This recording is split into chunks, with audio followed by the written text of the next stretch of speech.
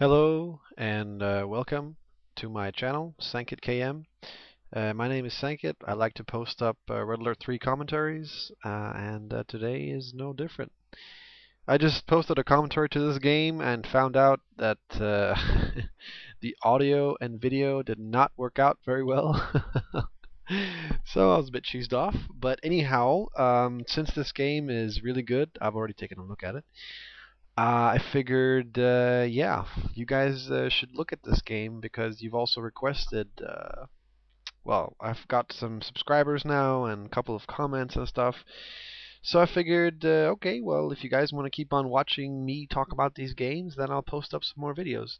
So what we have here is FoxxBoxx on the left and Oreb on the right. I'm going to say straight away, this is a underpowered Empire versus a overpowered ally. Um, so straight away we see 3 dojo cores being pumped out. The dojo cores are going to the flanks, meaning 2 on the right and 1 on the left. Basically, FoxxBoxx is going for a pretty heavy infantry build. As we know, the Empire has quite efficient and quite cheap Imperial warriors and tank busters.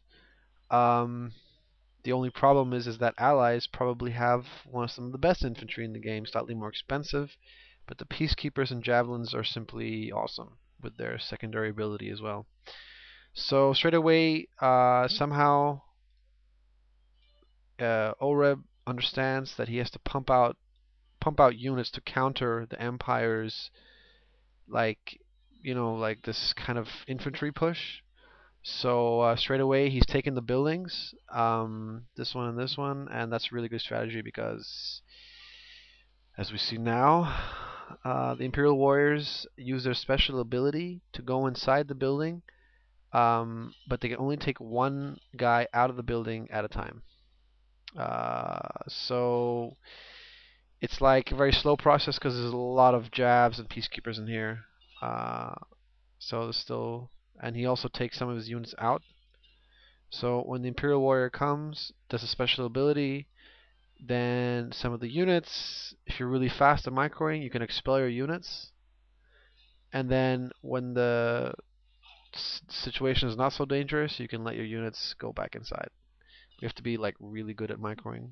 I was thinking there should be like a slow motion button for Red Alert because some of the things that happen are so fast. It's actually unbelievable. But yeah, I guess this will have to do. So there we see the push. FoxxBoxx finally gets the building he so badly wants. But here comes the dogs, and if they come in front of the barracks, it could be good GG for the barracks. But luckily, FoxxBoxx has taken the building over. So the dogs, which Oreb is trying to counter the infantry from the barracks with, is been denied. So now FoxxBoxx can focus on this oil refinery, and make some cash from his push. Pretty standard build from Empire here. It's a 2 refinery build, while Oreb is also got a 2 refinery build, and he's going straight for air, which is pretty good counter against this infantry since there's no infantry that can counter air in tier 1 and tier 2 units in Empire. And this ominous looking Vindicator is like circling right above the barracks. I don't know if it's psychological warfare or if it's just a sign of pure ownage that Oreb just wants to show off and say, look, I can put this Vindicator in the air and you can do nothing about it, which FoxxBoxx replies with and puts a stinky little Imperial drone, whatever they're called, on the Vindicator. It doesn't really do much, doesn't do any damage, just slows down the Vindicator, and I think it maybe also makes it do a little less damage. I don't know. But in any case, it slows down the Vindicator noticeably. And here, I think FoxxBoxx is retaliating again by trying to destroy this refinery. He could take it over as well, of course, with an engineer, which I think is the reason that Oreb has this Vindicator here. Because if FoxxBoxx is faking, he actually wants the refinery. He's just shooting at it just a little bit.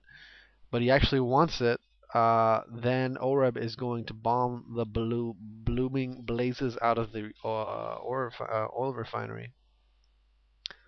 So let's see what happens here. I think he's going to bomb it. Or I think, sorry, I think FoxxBoxx wants the oil refinery. Nope, he bombs it. Nicely played by Oreb, because I think an engineer was about to capture the oil derrick. So now the engineer is kind of useless unless he captures something else, which he does. He goes all the way up here to this garage and captures it. And that makes the whole difference in this game. It's capturing buildings like this, which make all the difference. There is a dog here, and dogs are ruthlessly effective against engineers, because the engineer, as we can see, is completely alone. He's being unguarded. Even though he's running fast, he's unguarded. But the puppy is just sleeping. I think he was eating a doggy biscuit. He was not doing his job. He was supposed to counter the engineer, but the doggy was caught sleeping.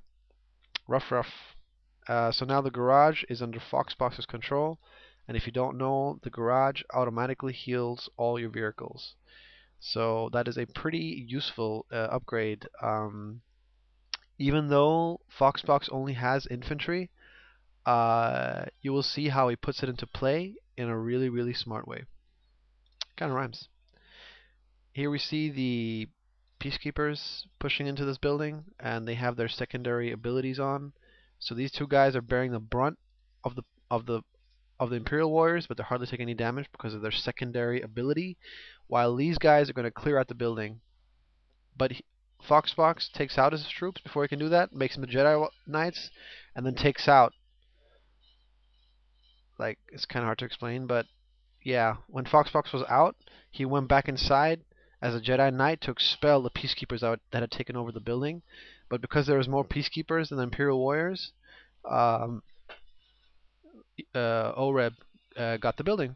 That's why I wish there was a slow motion button, because it'd be a bit easier to explain. Now here we see the strategy kind of for FoxxBoxx. He's got his MCV out, and he's getting bombed to hell with these jabs and the Vindicators.